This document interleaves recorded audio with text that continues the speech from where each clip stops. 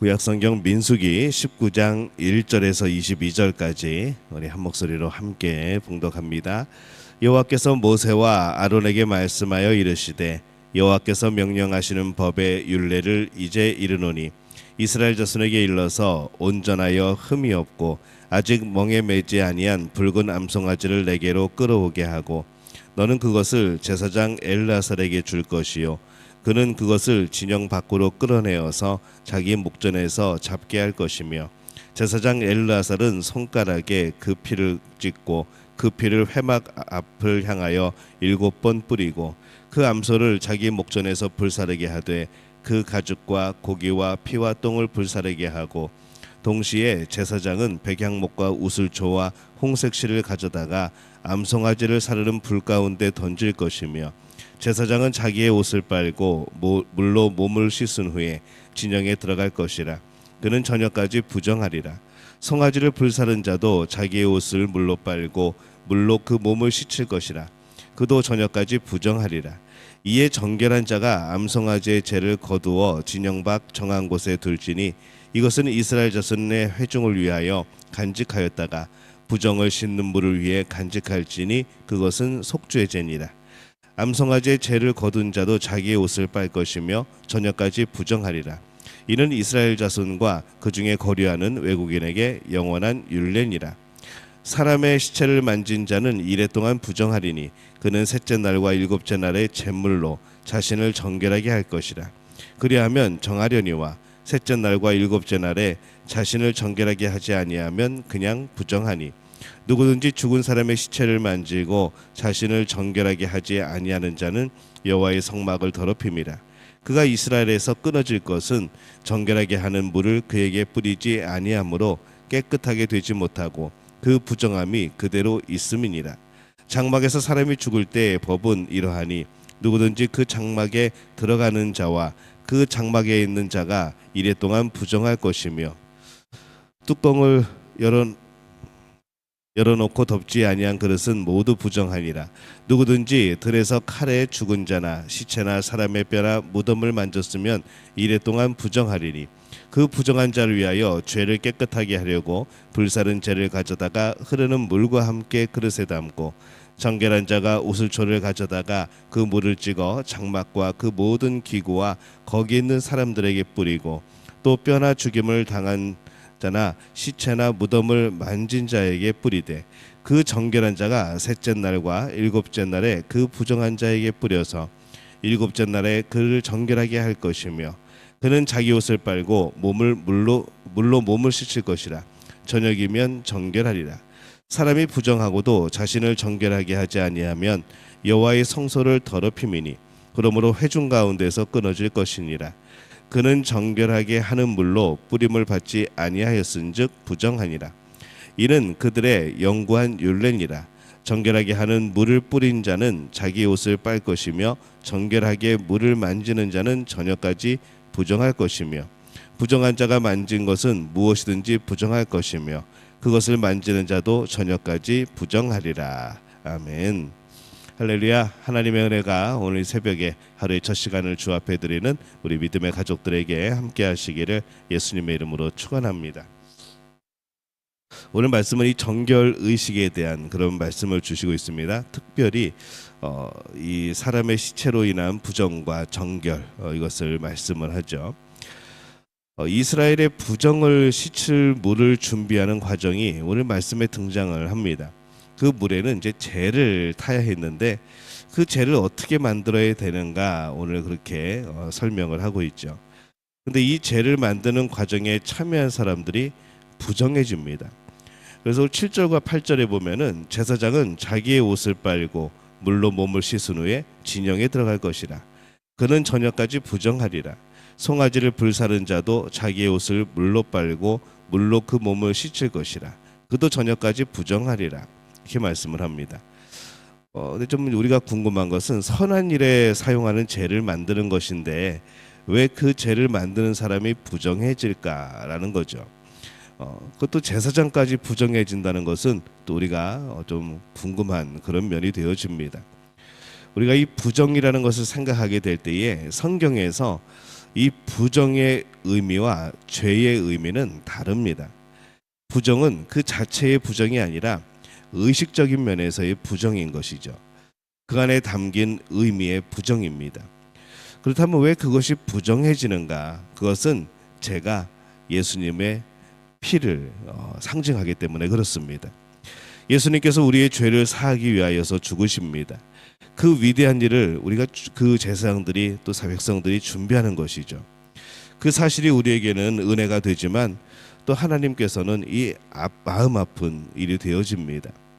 그것은 우리가 그렇게 막 웃으면서 즐기면서 할 수 있는 그런 작업들이 아닌 것이죠.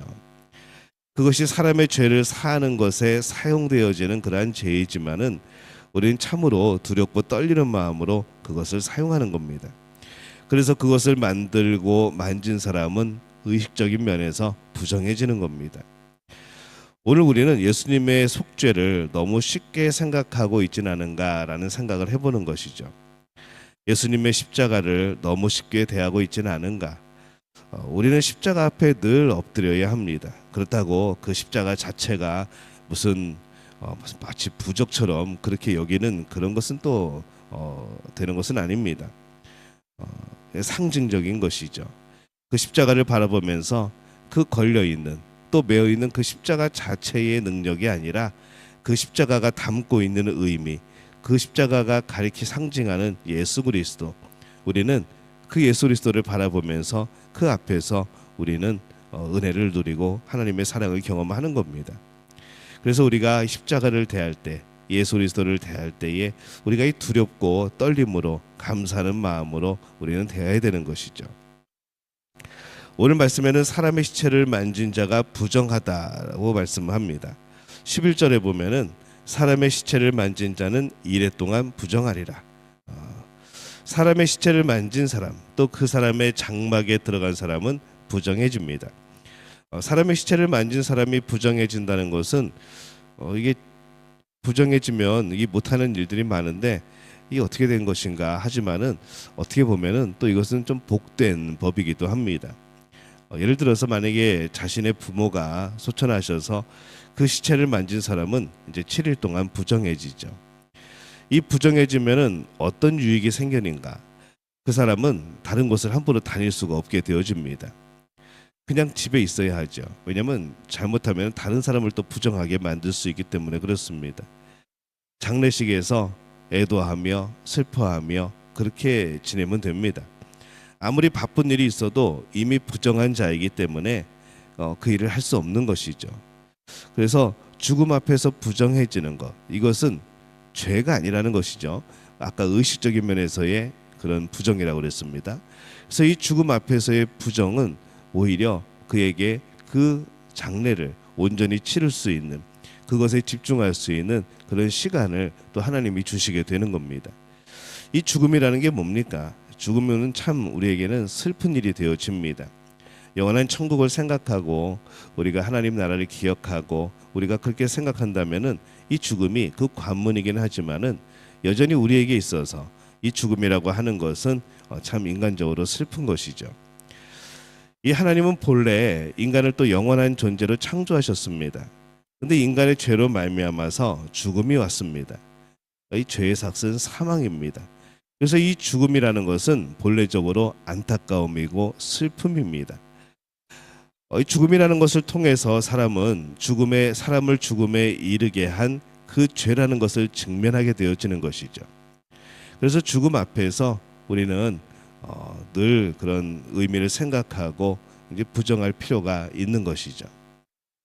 그냥 죽음을 인간적인 감정 그런 것으로의 죽음만을 생각하는 것이 아니라 왜 인간이 죽게 되었는가, 그러면서 죄를 깨닫게 되어지고 그 죄 때문에 인류가 죽음이라는 것이 나왔고 또 그 죽음을 예수 그리스도가 보혈의 피로 말미암아 예수 그리스도가 돌아가심으로 말미암아 바로 그 죽음에 이르는 그런 것을 또 영원한 천국으로 바꿀 수, 영원한 생명으로 바꿀 수 있는 바로 그러한 길이 열리게 된 것, 이 모든 것들을 우리가 생각하고 또 되새길 수가 있게 되는 겁니다.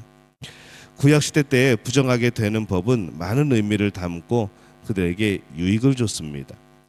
특히 오늘 말씀에서 우리는 이 속죄를 더욱더 거룩히 대해야 할 필요가 있습니다. 죽음을 거룩히 대해야 될 필요가 있는 것이죠. 그 거룩한 일 앞에 우리의 신발을 벗고 두렵고 떨림으로 우리는 하나님을 바라볼 필요가 있습니다.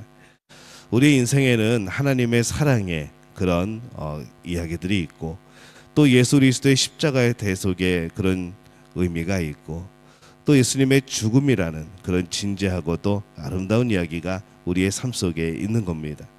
우리는 우리의 삶을 살아가는 게 아니라 하나님의 사랑을 되새기며 살아가는 것이고 예수님의 십자가의 대속 그 죽음을 기억하며 살아가는 것이고 그렇기 때문에 우리 인생이 복되어지고 하나님이 보시기에 거룩한 그런 삶이 되어지는 것이죠. 그런데 이 하나님의 사랑, 예수 그리스도의 십자가의 대속 이것은 참 아름다운 이야기이기도 하지만은 한편에 동시에 우리는 그것을 두려움으로 대할 필요가 있습니다. 그게 값없이 주신 정말 가치 없는 그런 것이 아니라는 것이죠. 너무나도 고귀한 일이기 때문에 가치를 매길 수 없는 일인 겁니다. 우리가 갚을 수도 없는 사랑입니다. 그렇기 때문에 그 사랑 앞에서 우리는 두려울 필요가 있는 겁니다. 하나님은 그렇게까지 우리를 사랑하고 우리를 위해 이 생명의 길을 열어놓으십니다. 그 사랑 앞에 우리는 두려워하게 되어지는 것이죠. 우리의 모습을 보게 되면 이 하나님의 사랑이 더욱더 위대하고 때로는 두렵게 느껴지는 겁니다. 근데 오늘날 사람들이 하나님이 주신 인생을 주의 깊게 살고 두려워하며 살아야 되는데 그렇지 못하고 그냥 되는 대로 살아가는 경우가 많은 겁니다. 나의 삶을 더욱더 두려워하고 경외하며 살아야 됩니다. 나의 삶은 하나님이 주신 삶입니다. 나를 사랑하셔서 하나님이 주신 삶이죠. 그래서 우리가 삶을 살아가면서 하나님 앞에 더욱더 경외함으로 살아가시기를 바랍니다. 오늘 나의 삶에는 예수 그리스도의 보혈이 함께하고 있습니다. 우리는 두렵고 떨림으로 우리의 인생을 살고 있는가? 아니면 내 인생이니까 내 마음대로 해도 된다고 생각을 하고 있는가? 한 사람의 인생은 그 주인은 오직 하나님입니다. 그 삶은 그 인생은 내가 주인이 아니라는 것이죠. 우리는 단지 지금 우리에게 맡겨진 인생을 살고 있는 우리의 삶에 그런 청지기가 되어지는 삶을 살고 있는지도 모르겠습니다. 그래서 우리가 청지기라는 것을 이런 것에 잘 비유하진 않지만은 오늘 말씀을 읽다 보면은 이 생명도 우리에게 맡겨주신 것이 아닌가라는 생각을 해보는 것이죠. 그래서 잘 살아야 됩니다. 그래서 거룩하게 살아야 됩니다. 더욱더 하나님을 두려워하는 마음으로 또 경외하는 마음으로 살아야 되는 것이죠. 우리 믿음의 가족들이 우리의 삶을 더욱더 두려워하고 또 하나님의 사랑 앞에 하나님의 위대하심을 다시 한번 경험하고 그렇게 하나님을 바라보며 살아갈 수 있기를 바랍니다. 그렇게 살아가게 될 때에 오늘 말씀하신 이 거룩함이 또 정결함이 우리 가운데 나타나게 되어질 줄로 믿습니다. 하나님 앞에 살아가는 모든 순간들이 또 하나님 앞에서 살아가는 우리의 모든 삶의 행위들이 하나님 앞에서 정결하다 인정받을 수 있는 그런 복된 우리의 삶이 되어지시기를 예수님의 이름으로 축원합니다.